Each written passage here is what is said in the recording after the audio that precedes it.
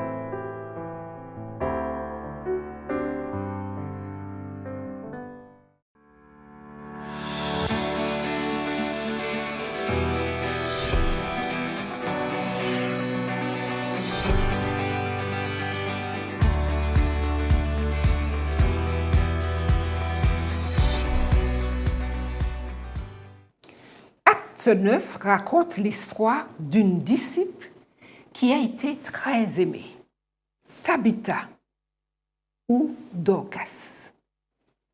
On ne sait pas grand-chose de Tabitha. Quel âge avait-elle? Était-elle mariée? Avait-elle des enfants? Ce qu'on sait par contre, c'est qu'elle était disciple de Jésus et faisait beaucoup de bonnes œuvres et d'aumônes. Nous lisons ceci dans Acte 9, verset 36. Notamment, elle était disciple en confectionnant des vêtements pour les veuves. Son ministère de bienfaisance, lequel répondait à un besoin réel des femmes de Joppé, semble indiquer qu'il s'agissait d'une femme aisée et qu'elle était peut-être même propriétaire d'une entreprise de confection de vêtements. Elle disposait sans aucun doute de compétences et de ressources nécessaires pour confectionner différents vêtements. Le fait qu'elle soit mentionnée comme étant parmi les disciples suggère qu'elle était aussi une dirigeante dans la communauté des croyants. La maladie et la mort de Tabitha portèrent un coup terrible aux disciples du Christ à Joppé. Tabitha mourut prématurément. On lava son corps et on le déposa dans une chambre haute. Les veuves se rassemblèrent autour d'elle et la pleurèrent. Les vêtements qu'elle portait témoignaient de l'intérêt et de l'amour que cette femme dévouée éprouvait pour elle et pour la communauté. Dans la ville de Lyde, Pierre avait guéri un paralytique. La nouvelle s'était répandue dans toute la région, comme une traînée de poudre. Les disciples de Joppé envoyèrent des messages à Pierre, le pressant de venir tout de suite, espérant manifestement un miracle. Arrivé à Joppé, Pierre trouva les croyants accablés de tristesse. Les veuves en deuil lui montrèrent les vêtements que Tabitha avait confectionnés pour elle et témoignèrent de sa vie de service.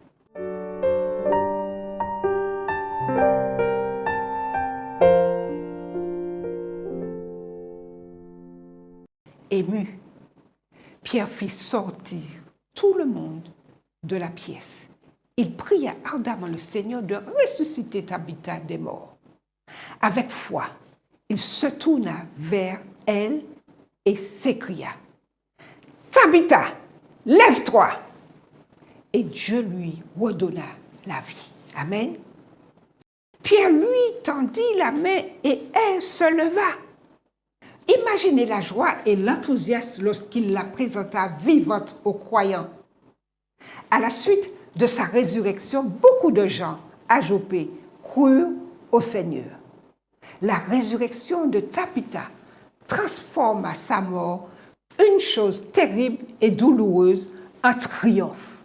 Quel témoignage que de proclamer qu'elle était morte et qu'elle était revenue à la vie. Mais qu'en est-il de ceux qui rendent leur dernier souffle et nous quittent pour toujours?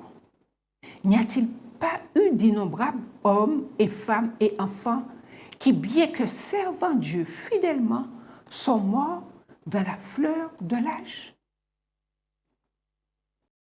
La guerre entre Dieu et Satan a fait de nombreuses victimes.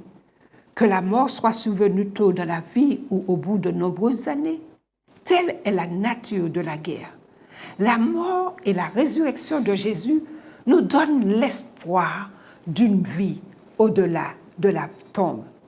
Ceux qui sont morts en Christ ressusciteront pour la vie éternelle avec lui, nous dit Romains 6, verset 8.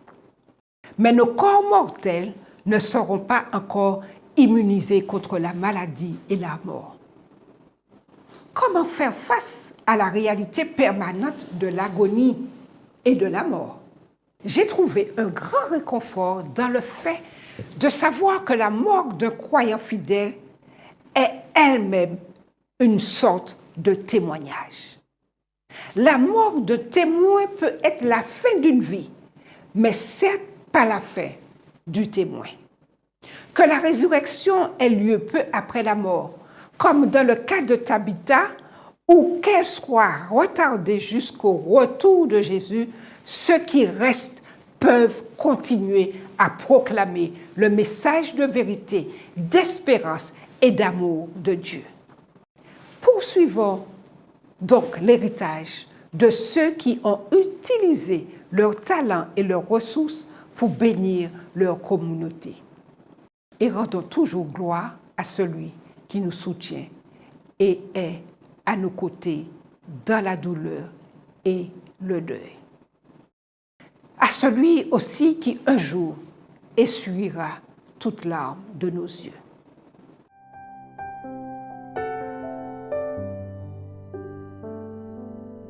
Prions le Seigneur. Merci Seigneur de te tenir à nos côtés quand les choses vont mal, quand le deuil est là, quand la tristesse est là, parce que nous savons que tu es capable de nous épauler, de nous soutenir et de t'acclamer lorsque tu reviendras avec tous ceux qui nous ont précédés et qui seront là pour t'acclamer aussi lorsque tu reviendras. Merci pour ton sacrifice et aussi pour la résurrection Nous t'avons prié au nom de Jésus. Amen.